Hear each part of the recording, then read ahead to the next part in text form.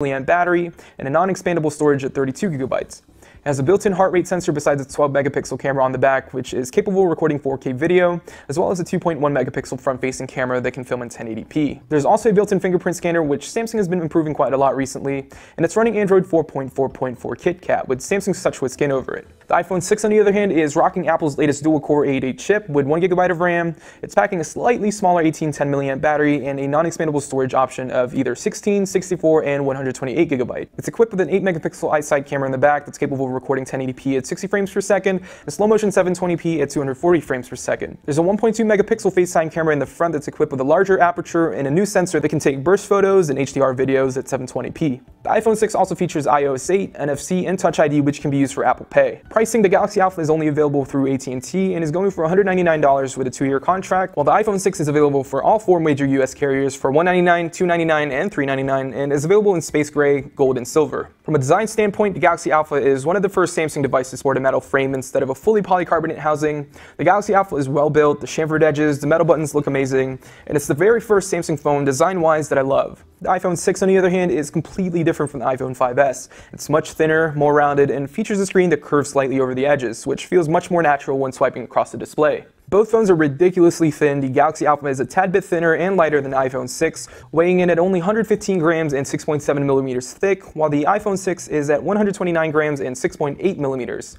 Now that doesn't sound like much, but the difference is noticeable when holding the two devices. Overall, the iPhone 6 still feels like the more premium device here. When it comes to display size, both feature a 4.7-inch screen. The Galaxy Alpha has a 1280 by 720 Super AMOLED display that has a pixel density of 312 ppi. While it's not bad for watching videos and playing games, it's a bit too contrasty and vibrant for my taste. It also has a greenish-blue hue to it that can't be adjusted, while text and other content sometimes does look a little fuzzy. The iPhone 6, on the other hand, features a slightly higher resolution at 1334 by 750 with a pixel density of 326 ppi. Although it doesn't match the resolution of some 1080p flagships on the market, the iPhone 6 display is still one of the best out there.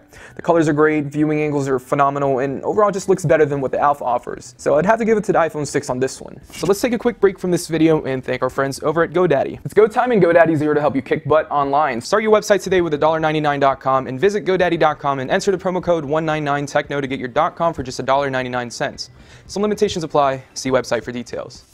Now, going iOS or Android will play a major part when deciding between the Alpha and the iPhone 6. On one side, you have iOS, which is one of the easiest mobile OSs to use, and with iOS 8, it brings a whole lot of new features. Many of those which have been available on Android for some time now, like third-party keyboards, widgets, and smarter notifications. Samsung's approach to Android has come a long way in recent years with TouchWiz, but the features the company does add are often complicated or unnecessary. Something like multi-window is a great feature to have, but the Alpha screen is just too small for it to work comfortably. Now, other modes like easy mode and private mode are great to have too, but it's just similar to what iOS already offers. On paper, it seems like the Galaxy Alpha's 12 megapixel camera is just better than the 8 megapixel camera on the iPhone 6, but that's not true at all. Like I mentioned in our Galaxy Alpha review, the camera on the Galaxy Alpha is good, but it's not great. Samsung tends to over-sharpen and over-process images that are a bit too crisp for my taste, and even though Samsung included a bunch of software tweaks and different shooting modes within its camera app, I feel like the iPhone 6 just offers a better user experience and better image quality than the Galaxy Alpha. Now, when it comes to medium to low light photos, the Galaxy Alpha is a bit horrible.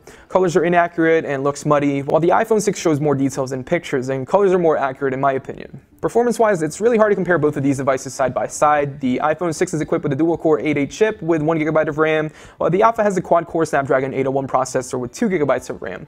Now, from day-to-day use, browsing the web, watching videos, and playing games, I didn't really notice slowdown or lag with either devices. Battery, on the other hand, is a whole different story. You can enable ultra-power saving mode, which restricts app usage to the bare essentials and cutting mobile data when the screen turns off. You can also switch out batteries on the Galaxy Alpha, whereas the iPhone 6 is non-removable. So if battery life is a big deal to you, the Galaxy Alpha definitely wins in this category. So to wrap things up for you guys, there's a lot to like with both of these devices. If I were to choose between the two, I'd have to go with the iPhone 6 on this one. It just offers a much better user experience, the camera's much better, and overall the design looks and feels much better. The Galaxy Alpha is great too, but the design is just not enough to outweigh its software shortcomings.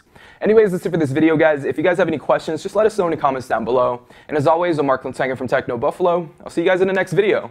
Thank you guys so much for watching this video, and if you guys would like to see more tech-related videos, make sure to hit that subscribe button down below. And we're also on Twitch, so make sure to check us out at twitch.tv/technobuffalo.